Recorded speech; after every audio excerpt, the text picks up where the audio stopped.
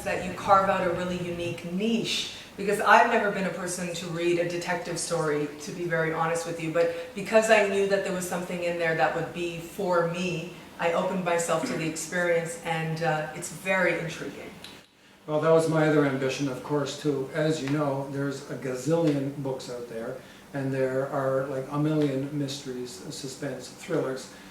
My question to myself was, how the heck do I differentiate myself from that massive crowd of writers who are working this genre?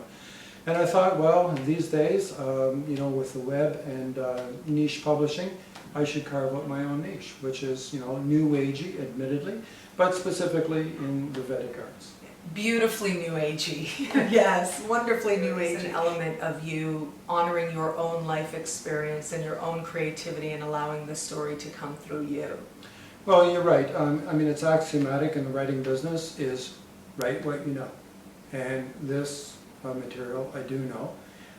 And it's taking a risk to reveal oneself about what one's beliefs are and what one uses in one's life, astrology, palmistry, etc. So I really wanted to weave that in. And in so doing, I hope to make my protagonist, Axel Crow, who is a criminal profiler, who's had a kind of a classic education in Vedic astrology, palmistry, etc. through his guru, that he brings all this to the table and offers something that's quite unique in the world of fiction, I hope, and also in the world of crime detection. I don't want to give too much of the plot away, so I'm going to leave it to Alan to give away as much as he would like. What would you like to say about the plot?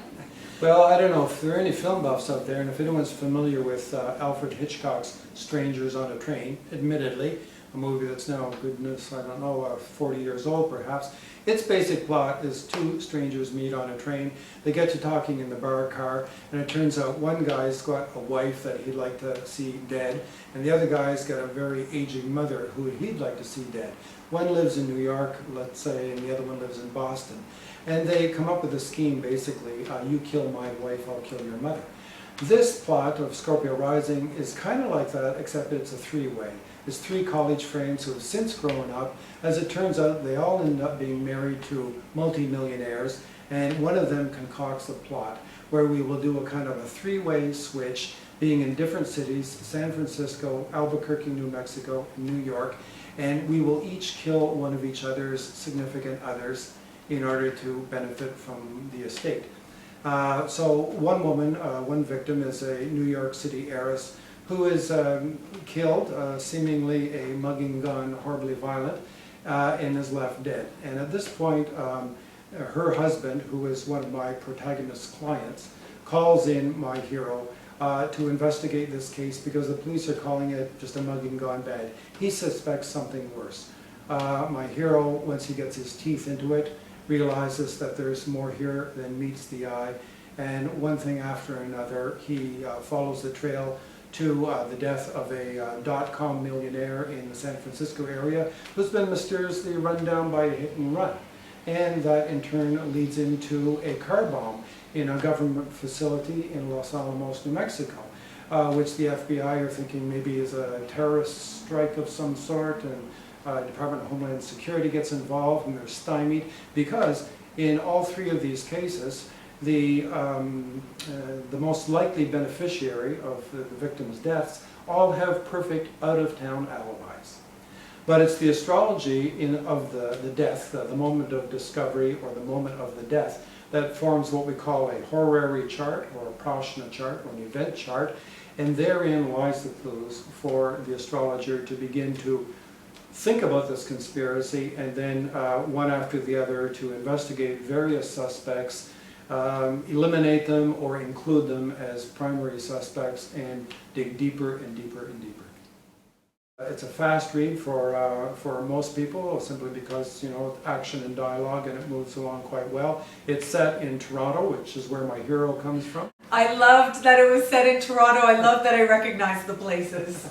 That's part of it, of course, where my hero stems from. Then a lot of the action takes place in New York, San Francisco, and New Mexico. And there's quite a bit of movement in it in terms of travel on the part of my protagonist, and then quite a bit of action towards the end as one of the villains is literally run to ground.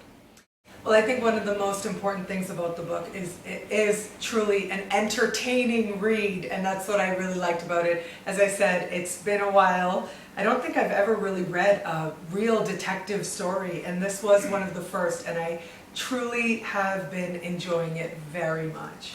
Hey, look for it on Amazon.com. Yes, it's like all over the place. You can get it on your ebook reader, you can buy the hard copy that we have right back here, Scorpio Rising.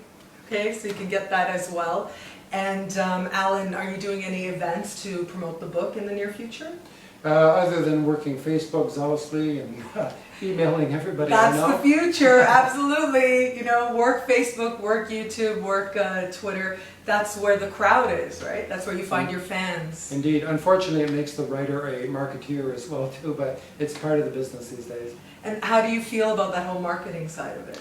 Well, it's a learning curve, needless to say, and every day I learn something new from somebody else, and you know, this time around it seems slow going, but for the next book and the next book and the next book, and I want to say that with this book I have already plotted 2 sequels, which involve my hero in increasingly complicated or complex murder plots, and there's much more to read. Excellent. I'm looking forward to it. Alan, thank you so much for being on my show. Thank you so much, Nadiya. I really appreciate it. Of course. So the book is Scorpio Rising, Alan Annand. It is really an intriguing read, and you learn a lot about the Vedic Arts and astrology and palmistry and all kinds of New Age goodness, as we called it earlier. Thank you so much for watching this episode of Nadiya Shah Productions. Until we connect again, take care.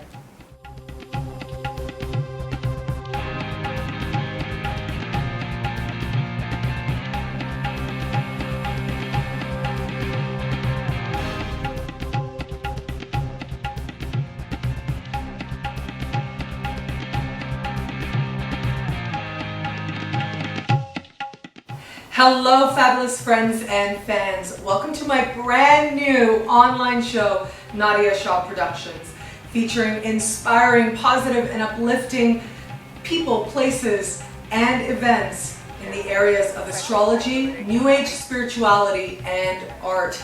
You can catch full episodes and your daily horoscopes and so much more on my website, nadiyashah.com. Until we connect again, take care.